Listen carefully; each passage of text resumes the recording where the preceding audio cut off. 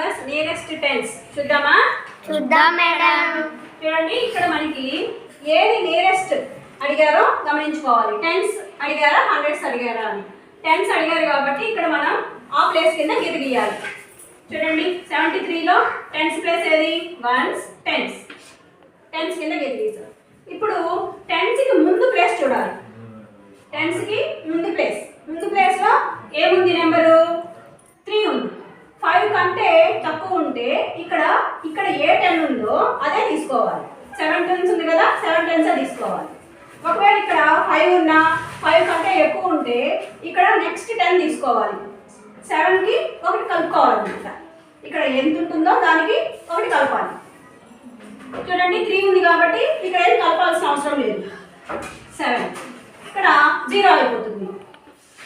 7 అట్లాగే ఇక్కడ చూడండి, 393 టెన్స్ ప్లేస్ వన్స్, టెన్స్. 9 కింద గీత గీసాం.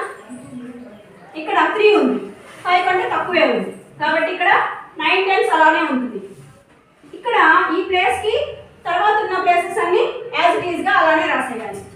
3 9 0.